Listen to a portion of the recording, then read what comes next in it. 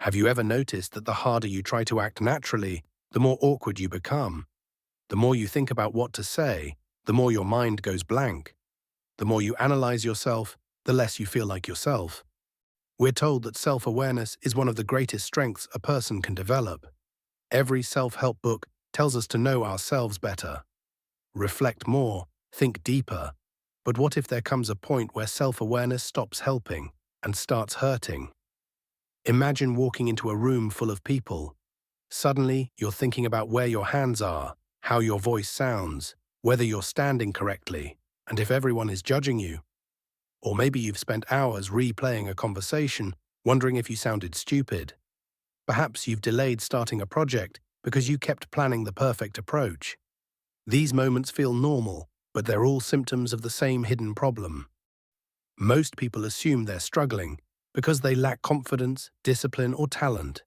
They believe that if they just understood themselves better, everything would improve. But psychology suggests something surprising. The problem often isn't a lack of self-awareness, it's having too much of it. Researchers distinguish between healthy self-awareness and excessive self-focused attention. Healthy self-awareness helps you learn, adapt, and grow. Excessive self-focus traps your attention inside your own mind, where every thought, feeling, and mistake becomes something to analyze. Instead of living your life, you begin watching yourself live it. This matters because your attention shapes your experience of reality. When your attention becomes locked on yourself, it steals mental resources from everything happening around you. Conversations become performances, opportunities become tests. Life becomes something you observe instead of something you participate in. Psychologists have studied this for decades. One of the earliest theories, called objective self-awareness theory, found that when people focus intensely on themselves, they constantly compare who they are with who they think they should be. The larger the gap, the worse they feel. Reflection becomes rumination, and self-improvement quietly turns into self-criticism.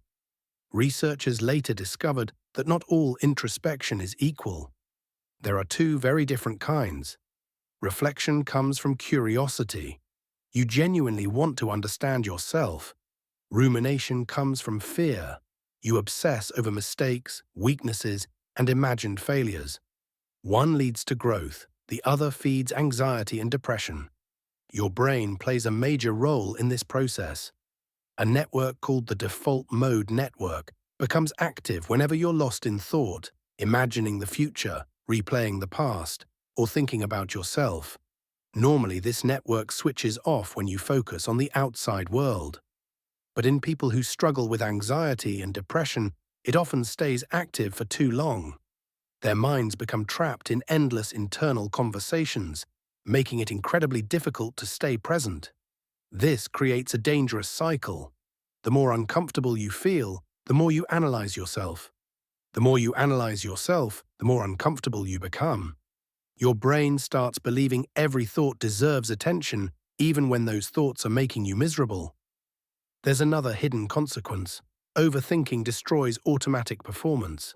Scientists call this the centipede effect.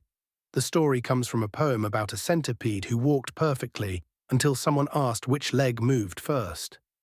Suddenly, after thinking about every movement, the centipede couldn't walk at all. Humans do the same thing. Athletes call it the yips. A golfer suddenly can't make simple putts. A baseball player forgets how to throw accurately.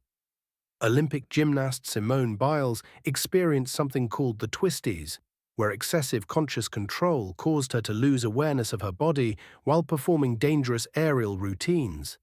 Skills that once happened automatically broke down the moment conscious analysis took over. The same thing happens in everyday life. The best public speakers stumble when they become overly aware of every word. Musicians forget songs they've played thousands of times.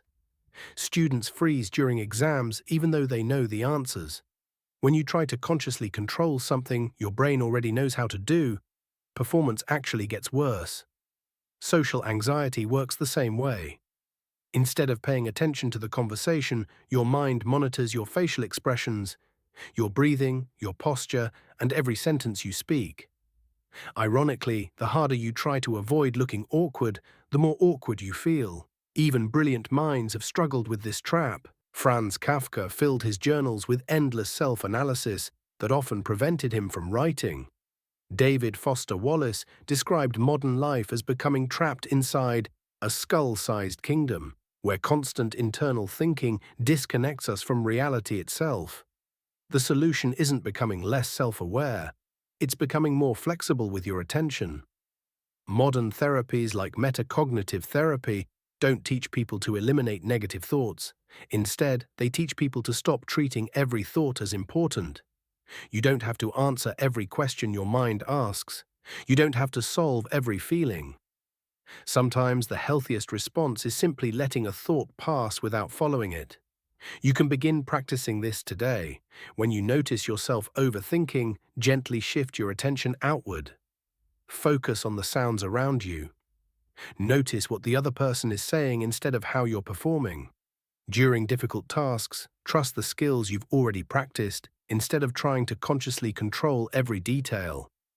And when your mind starts replaying the past, remind yourself that thinking longer doesn't always mean thinking better.